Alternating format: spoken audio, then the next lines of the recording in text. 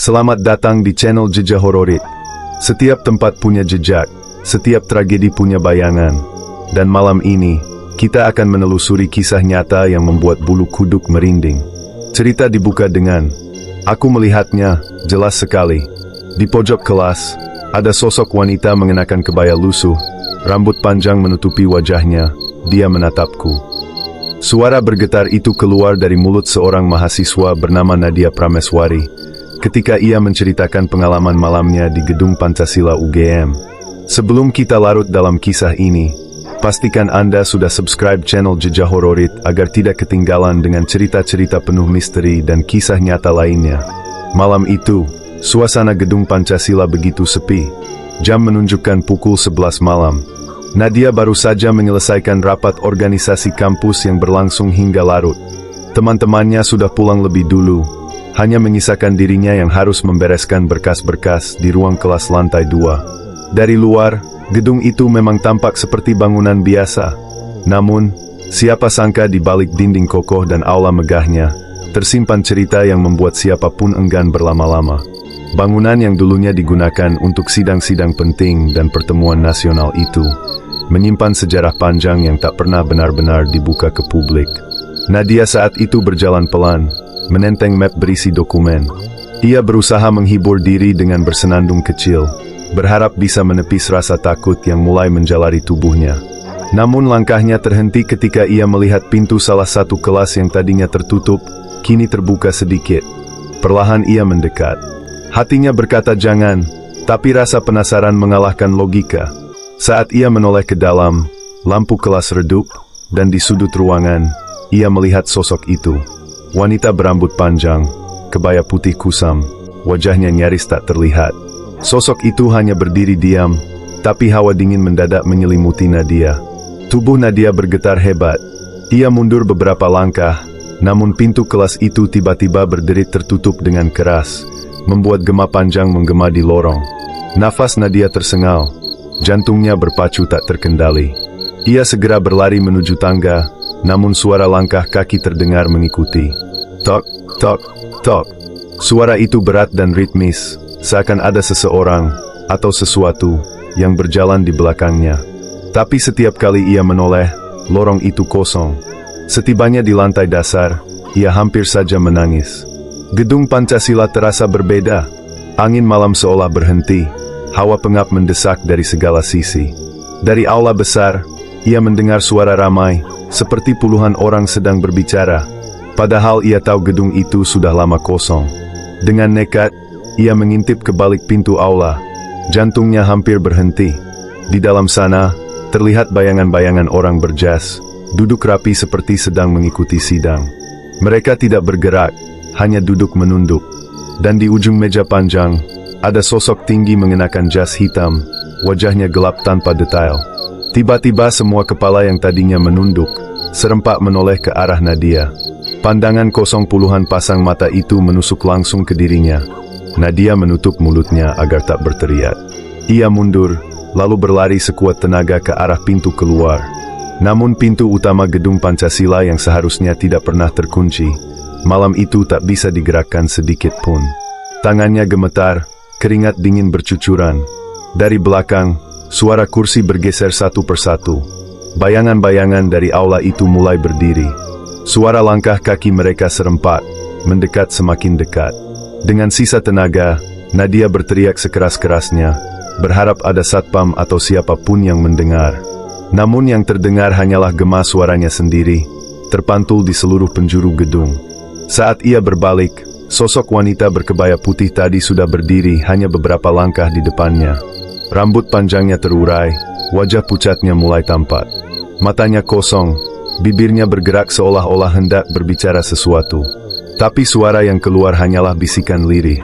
"Kamu tidak seharusnya di sini." Dan pada saat itu, Nadia merasakan tubuhnya kaku, sulit digerakkan. Pandangannya kabur, dan gelap menelan seluruh kesadarannya. Nadia terbangun dengan tubuh gemetar.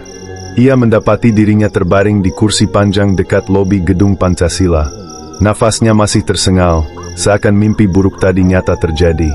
Namun saat ia melihat jam di pergelangan tangannya, ia tersentak kaget. Pukul 2 dini hari. Ia tidak ingat bagaimana bisa berpindah ke lobi.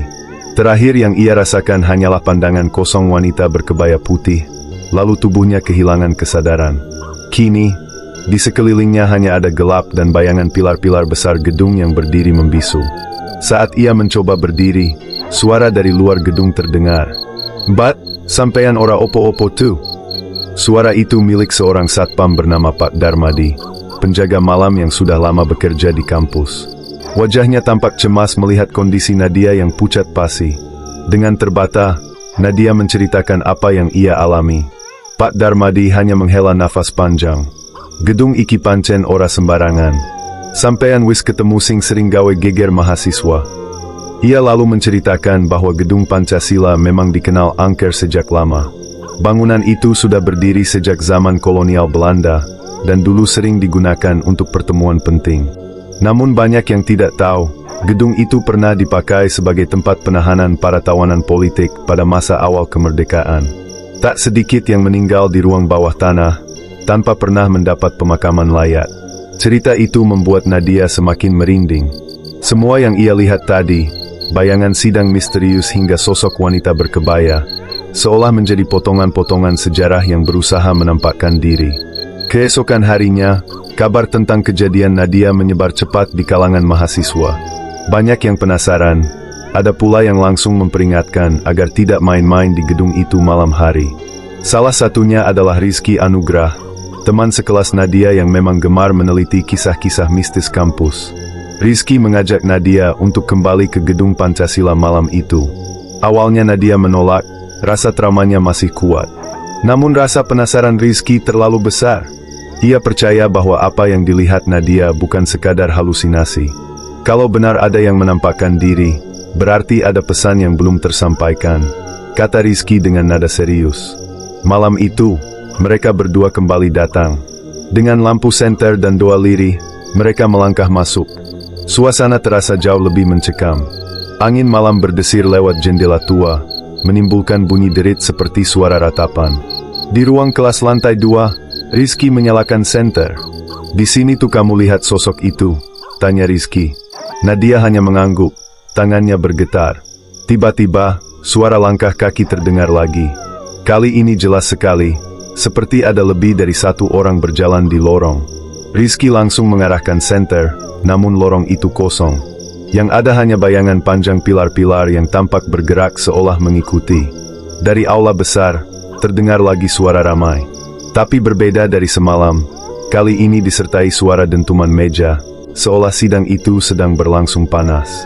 "Kita harus lihat," kata Rizky. Mereka melangkah pelan ke aula. Begitu pintu berderit terbuka, cahaya senter memantul pada kursi-kursi tua yang berjajar. Dan lagi-lagi, mereka melihat bayangan orang duduk, kali ini lebih jelas. Ada puluhan pria dengan pakaian jadul, wajah pucat, duduk menunduk. Rizky memberanikan diri melangkah masuk. "Siapa kalian? Apa yang kalian inginkan?" Suaranya tegas, meski tubuhnya bergetar.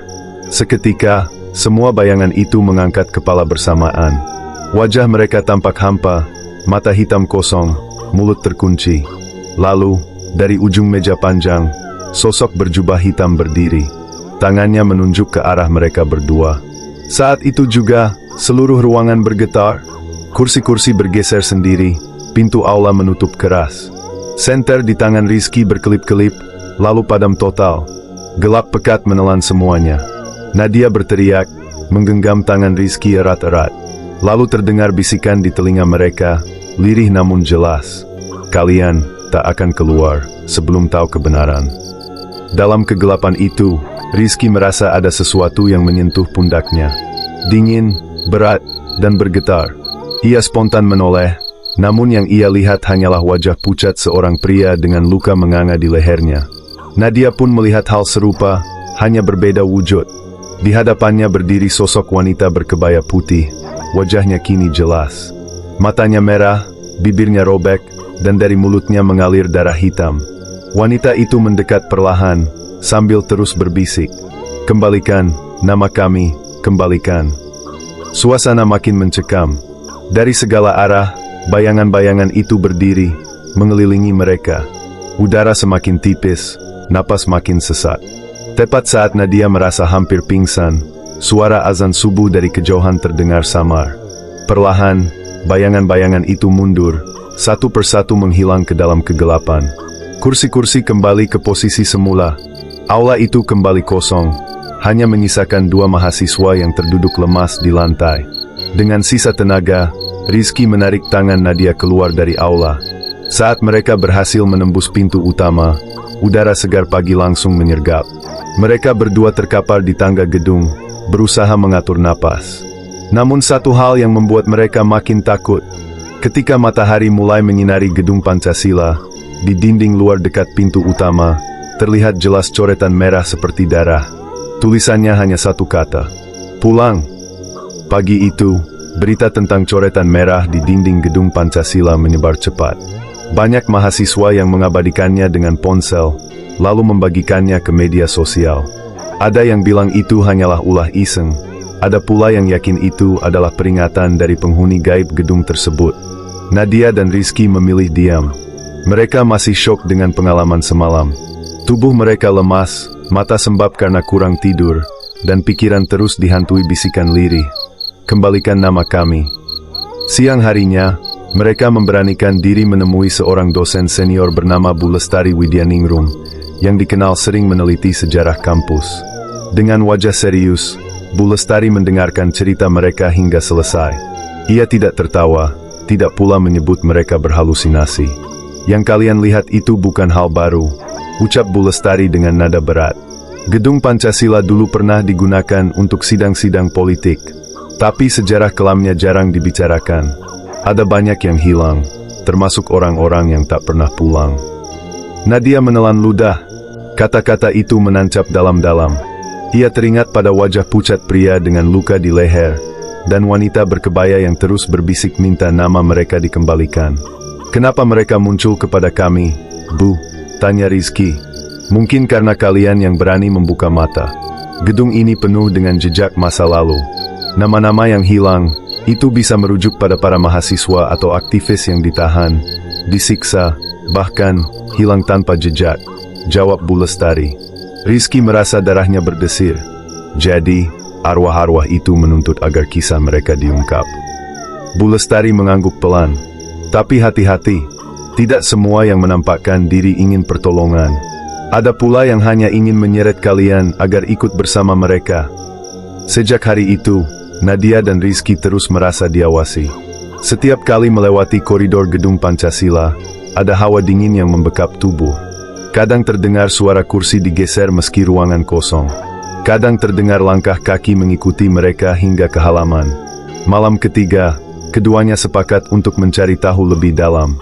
Mereka membawa kamera, perekam suara, dan catatan sejarah dari arsip perpustakaan.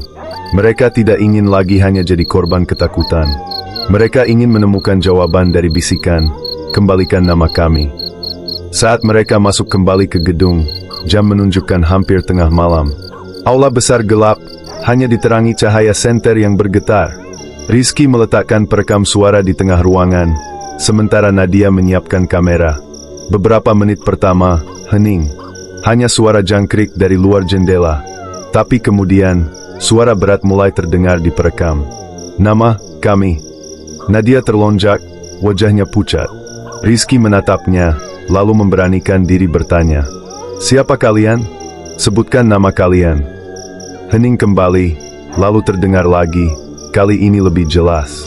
"Sumarno, Adiwinata, Rukmini, Wijaya." Suara itu lirih, namun terasa nyata. Nadia menulis cepat nama-nama itu di kertas. Namun tiba-tiba kamera di tangannya bergetar hebat, lalu mati seketika. Padahal baterai baru saja diganti. Dari sudut aula, kursi-kursi tua mulai bergerak sendiri, berderit pelan lalu berhenti. Suara gemerisik kain terdengar, seolah ada orang banyak yang berdiri bersamaan. Saat lampu senter diarahkan, terlihat samar puluhan sosok berdiri. Pakaian mereka lusuh, ada yang penuh darah, ada yang koyak seperti bekas borgol. Wajah mereka menatap kosong, tapi sorot mata penuh luka. Nadia mulai menangis. "Kami tidak kuat, Riz," suaranya bergetar. Namun Rizky mencoba bertahan. "Kalau kalian ingin nama kalian dikembalikan, tunjukkan pada kami, bagaimana caranya. Teriaknya dengan lantang. Seketika, sosok wanita berkebaya putih muncul kembali. Kini wajahnya jelas. Ia berjalan mendekat, darah masih menetes dari mulutnya. Lalu, dengan suara parau, ia berkata, "Cari, di bawah tanah, ruang gelap, di balik mimbar." Kalimat itu langsung membuat Rizky tersentak. Ia tahu, di bagian depan aula memang ada mimbar besar yang jarang dipindahkan.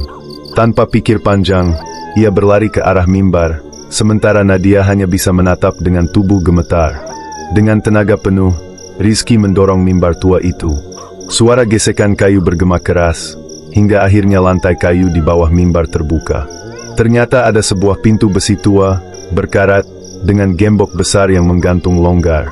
Saat gembok itu disentuh, tiba-tiba terlepas begitu saja, seolah memang menunggu untuk dibuka. Rizky menatap Nadia. Ini dia, ruang bawah tanah yang mereka maksud.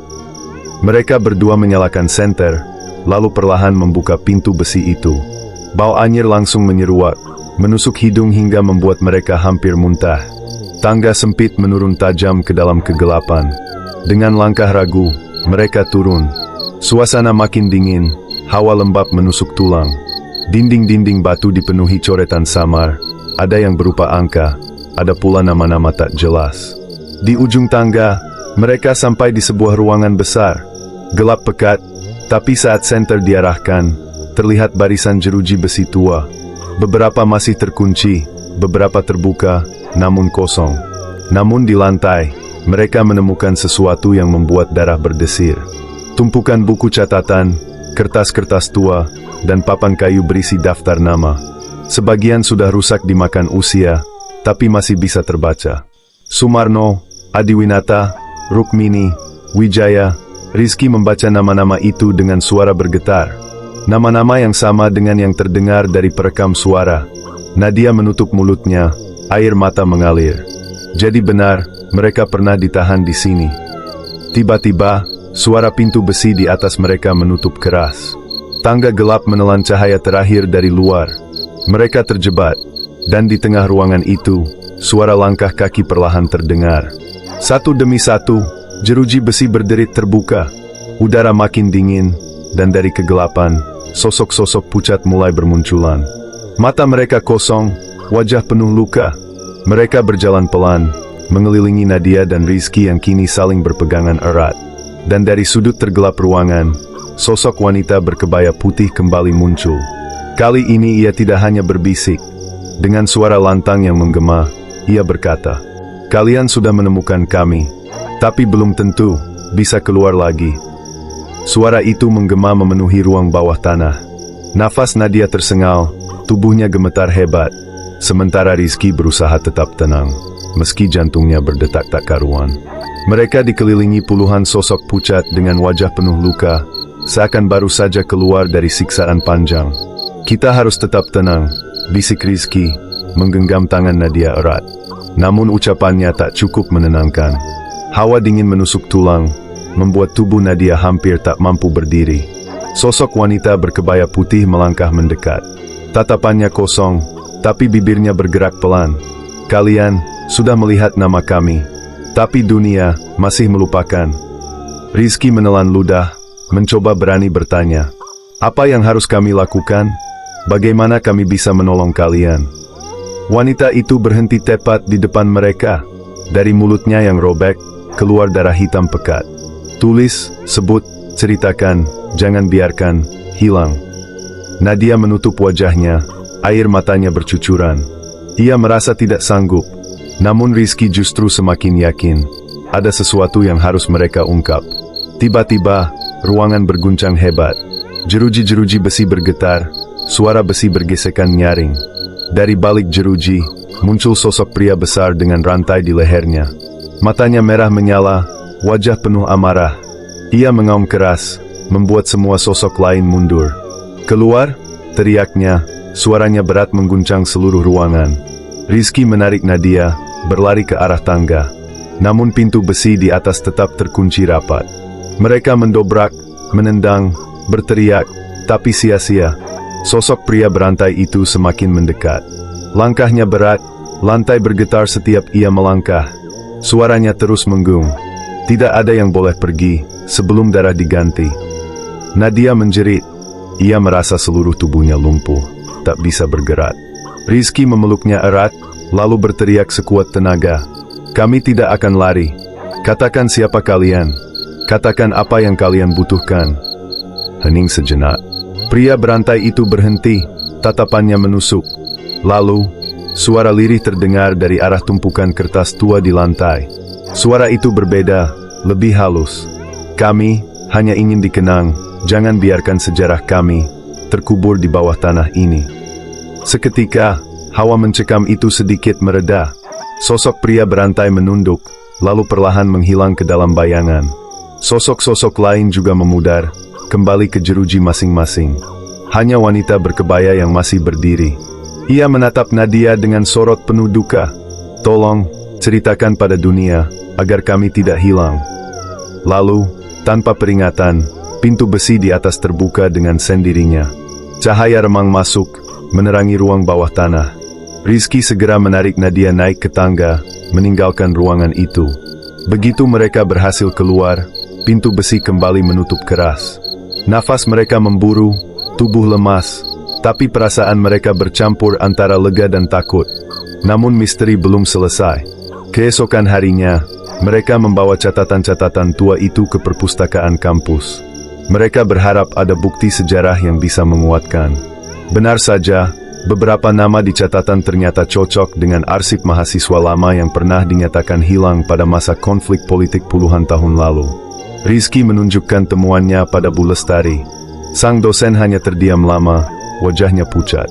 Saya sudah menduga ada yang disembunyikan di gedung itu, tapi saya tidak menyangka kalian menemukannya. Nadia menatap Bu Lestari dengan cemas.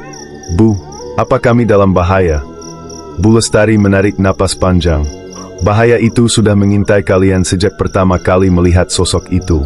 Tapi jika kalian berhenti di sini, arwah-arwah itu tak akan pernah tenang. Kalian sudah terikat. Kata-kata itu membuat Nadia semakin takut. Malam-malam berikutnya ia tidak bisa tidur. Setiap memejamkan mata, ia mendengar bisikan nama-nama yang sama. Kadang terdengar suara kursi berderit, kadang suara langkah berat di depan pintunya. Rizky pun mengalami hal serupa. Perekam suaranya, meski sudah dimatikan, tiba-tiba merekam suara lirih. Jangan lupakan kami. Hingga akhirnya, mereka berdua sepakat. Jika memang harus melanjutkan, mereka akan membuat publikasi tentang sejarah gelap gedung Pancasila. Mereka ingin menulis artikel, membagikan kisah, dan menyebut nama-nama yang telah mereka dengar. Namun saat rencana itu mereka susun, sesuatu aneh terjadi. Catatan-catatan tua yang mereka bawa tiba-tiba hilang dari loker. Hilang begitu saja, tanpa jejak. Nadia panik. Bagaimana bisa? Aku yakin aku menyimpannya dengan baik. Rizky mencoba menenangkan, tapi wajahnya juga pucat. Mungkin, ada yang tidak ingin kisah ini terbongkar. Hari itu, suasana kampus mendadak tegang. Beberapa mahasiswa mengaku melihat bayangan aneh di sekitar gedung Pancasila. Ada yang mendengar suara tangisan dari aula, ada pula yang melihat wanita berkebaya melintas di lorong. Seolah arwah-arwah itu marah karena kisah mereka belum juga diungkap. Malamnya, Nadia mendapat mimpi aneh. Ia berada di ruang bawah tanah lagi, dikelilingi sosok-sosok pucat. Mereka tidak berbicara, hanya menatapnya. Lalu wanita berkebaya mendekat, menempelkan jari ke bibirnya. Jangan, diam. Jika kalian berhenti, kami akan menjemput. Nadia terbangun dengan keringat dingin, jantung berdebar. Ia langsung menelepon Rizky, menceritakan mimpinya. Rizky hanya menjawab dengan suara berat. Aku juga bermimpi hal yang sama. Keduanya sadar, mereka tak bisa mundur. Tapi pertanyaan terbesar belum terjawab. Siapa yang berusaha menghapus catatan itu? Apakah ada tangan manusia yang bermain? Atau justru kekuatan gaib yang ingin menutup rapat rahasia kelam gedung Pancasila? Malam itu, mereka berjanji untuk kembali ke ruang bawah tanah sekali lagi. Mereka yakin, jawaban ada di sana. Namun mereka tidak tahu, kali ini, yang menunggu bukan lagi arwah yang meminta dikenang. Sesuatu yang lebih gelap sudah menanti. Malam itu, udara Yogyakarta terasa lebih dingin dari biasanya. Langit kelam, awan menutup bulan. Nadia dan Rizky berdiri di depan gedung Pancasila, membawa senter, doa, dan keberanian yang tersisa. Kalau kita tidak kembali, semua ini akan terus menghantui kita, ucap Rizky, mencoba meneguhkan hati. Nadia hanya mengangguk, meski wajahnya pucat pasi. Mereka masuk perlahan. Suasana gedung lebih menyeramkan dari sebelumnya. Lorong-lorong berbau pengap, lampu-lampu tua berkedip redup, seakan menolak kehadiran manusia. Langkah mereka berhenti di depan aula besar. Mimbar tua itu masih berdiri kokoh, seakan menunggu. Tanpa banyak bicara, mereka mendorongnya lagi. Pintu besi berkarat itu kembali terlihat, terbuka dengan sendirinya seperti menyambut. Tangga gelap itu menelan cahaya senter mereka saat turun. Aroma anyir langsung menusuk hidung, membuat Nadia hampir muntah. Tapi kali ini, ruangan bawah tanah terasa berbeda. Lebih pengap, lebih berat, dan hawa kematian kian menebal. Begitu mereka sampai di dasar, jeruji-jeruji besi itu tak lagi kosong. Sosok-sosok pucat berdiri rapat, menatap lurus ke arah mereka. Mata hitam kosong, wajah penuh luka, tubuh bergetar. Suara-suara lirih bergema. Nama kami, sebutkan. Jangan biarkan kami hilang. Kami ingin dikenang. Nadia menggigil, memeluk tubuhnya. Rizky berusaha kuat. Ia mengeluarkan kertas berisi catatan nama yang masih sempat ia salin. Dengan suara lantang ia menyebut satu persatu nama. Sumarno, Adiwinata, Rukmini, Wijaya, kalian tidak hilang. Kami akan menuliskan kisah kalian. Dunia akan tahu. Ruangan bergetar hebat. Sosok-sosok itu serentak mengangkat wajah. Ada yang menangis tanpa suara, ada yang menutup wajah penuh luka. Untuk sesaat, suasana terasa damai. Namun tiba-tiba, dari balik bayangan, muncul sosok besar berjas hitam. Wajahnya gelap tanpa detail, matanya merah membara. Suara beratnya menggelegar. Berhenti, kalian tidak boleh membuka rahasia ini. Sosok itu berjalan mendekat, setiap langkahnya membuat lantai bergetar. Sosok wanita berkebaya muncul kembali, kali ini berada di antara mereka. Ia menatap Rizky dan Nadia, lalu berbisik keras. Cepat keluar, sebelum terlambat. Pintu besi di atas terbanting terbuka, cahaya samar masuk. Rizky menarik Nadia, berlari ke tangga. Tapi langkah mereka terasa berat, seolah ada tangan-tangan tak kasat mata yang menahan. Sosok besar itu mengulurkan tangan, menarik bayangan panjang hingga hampir menyelimuti tubuh mereka. Suara dentuman keras terdengar, jeruji besi pecah, arwah-arwah menjerit serentak. Dengan tenaga terakhir, mereka berhasil meraih tangga. Rizky mendorong Nadia lebih dulu, lalu berusaha memanjat. Dari bawah, suara menggelegar itu terus menggema. Kalian akan kembali, kalian milik kami. Begitu kepala mereka keluar dari pintu besi, mendadak suasana hening. Nafas terengah, tubuh gemetar. Mereka segera menutup pintu itu rapat-rapat. Di atas mimbar, catatan tua yang sempat hilang kini tergeletak kembali, seolah dikembalikan oleh kekuatan tak terlihat. Nadia menatap Rizky dengan air mata berlinang. Mereka tidak ingin dilupakan. Tapi ada yang lebih kuat, yang ingin menutup semuanya. Rizky mengangguk. Kita sudah terlibat terlalu jauh. Sekarang, kalau kita diam, mereka akan menjemput kita. Sejak malam itu, keduanya mulai menulis kisah, mengumpulkan bukti, dan menyebut nama-nama yang pernah hilang. Tapi mimpi buruk tak pernah pergi. Suara langkah, bisikan lirih, bahkan wajah pucat itu masih menghantui setiap malam. Hingga suatu pagi, Nadia tidak masuk kuliah. Rizky mencari, namun tidak menemukannya. Kamar kosnya kosong, hanya tersisa buku catatan yang diisi dengan tulisan berulang-ulang. Tolong kami, tolong kami, tolong kami. Dan anehnya, di halaman terakhir tertulis sebuah nama yang belum pernah mereka dengar sebelumnya. Nadia Prameswari. Seolah ia pun sudah menjadi bagian dari daftar itu. Terima kasih sudah menyimak. Terus ikuti Jejak Hororit untuk mendapatkan kisah nyata penuh misteri dan inspirasi. Jangan lupa subscribe,